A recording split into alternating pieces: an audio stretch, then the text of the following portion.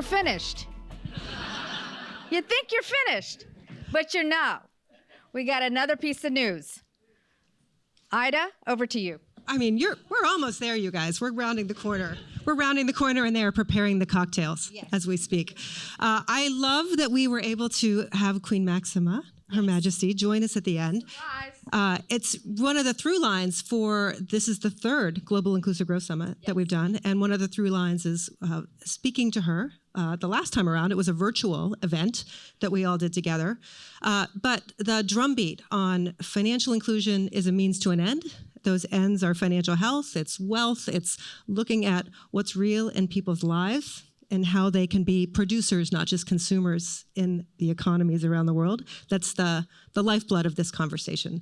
And it's been heard, and the kinds of commitments that have happened on this stage over the last 4 years have grown. And one that I'd like to announce now is that, this year, although they were not able to be here today, they did want me to go ahead and share the news that in the House of Representatives here in the U.S., Representatives Joyce Beatty from Ohio and Young Kim from California are launching a bipartisan caucus for financial literacy and wealth creation. So we're really excited to continue to move that forward.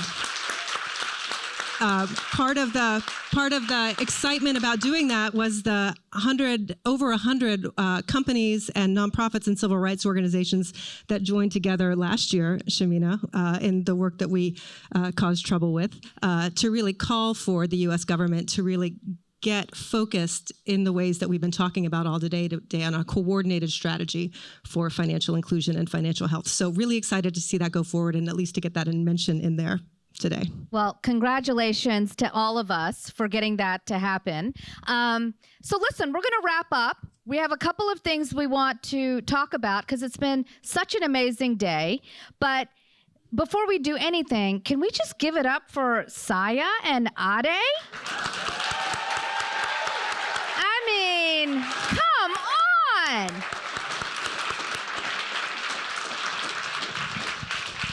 Ida, what are a couple of things that you took away from today? Give me a couple of words. Like, it's been head and heart, so let's not try to give the big thoughts. They've heard a lot of that. So I've got no big thoughts left in this.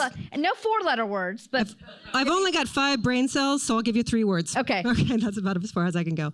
Look, the conversation this morning about ramps was a good one. I've been walking up the stairs all day long, thinking about how we design in the future from inclusion for the get-go. That's one word. I've been thinking about other I words to use instead of inclusion. You can play a drinking game later. You should try it. I heard reception. I heard intentional growth. I heard investing in growth. I don't know what the right word for integrity is in front of growth, but the idea that you should be thinking about the whole responsible? of the parts. Responsible growth. Fill in the blank. It's a game. You can try it. But that's another piece of what I've been thinking about here. And the other part that we just talked about was how much the word resilience is now a bridge between climate and inclusion in the economy, and how that's another piece of that intentional growth that we have to pay attention to. I think it's fantastic. What about you? Well, I think probably, courage and being courageous in our approach. Obviously, collaboration is collaboration for common cause.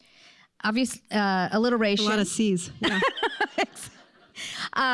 But I think most of all, the community.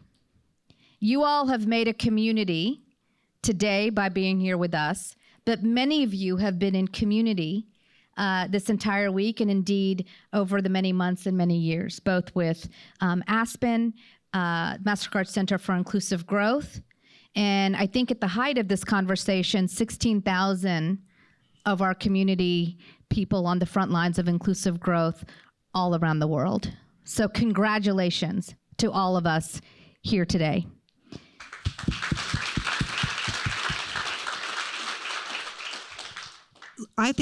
I just want to move us to the rap. Yeah. Can we move it to the, because Not the rap of like rhyming. not the beatbox from yesterday. No, right. We didn't rehearse for the real rap. Yeah. But I do want to say some thank yous to that point of collaboration and community. This wouldn't have been possible without the incredible team that works with you and that you inspire. So there are way too many to mention completely now, but when you see friends at Mastercard, please thank them for the partnership to put on a great day like this, but especially Jeremy Hillman and Emily Anderson. Are they here in the audience? Thank you. Jeremy, Emily. There's Emily. And then also to your incredible team at the Aspen Institute. It wouldn't have been possible without Sarah Zetterly and Chandra Lim. Are they here? Chandra's probably upstairs, but Okay. we'll let her know. And I think the other thing to, of course, mention is DevX has been more than a production partner. They've been a great media partner. This conversation was actually a lot of different conversations. There's going to be a long tail in terms of how we can continue to help the leaders that talked about hard things and happy things and solutions on this stage today are going to get a lot more coverage in news cycles to come because of how we thought about this intentionally. So thanks so much to Raj Kumar. Thank you to Margaret Richardson, and thank you to Stephanie Heichman and all of the DevX team for helping us as well. Give it up for DevX. Okay, we're at 0, so that means we get to go drink. But here's what you're going to hear. When you go upstairs to the 3rd floor, you're going to hear from Martina Hanmajan, who is the chair of the Mastercard Impact Fund Board. And you're going to hear from Merit Janow, who is the chair of the Mastercard Corporate Board. I don't think you call 2 women leading Mastercard Impact Fund, Mastercard board, corporate board of directors. So you've had a queen and you've got these 2 queens signing out. See you upstairs, everybody. Thank you, everybody. Thank you.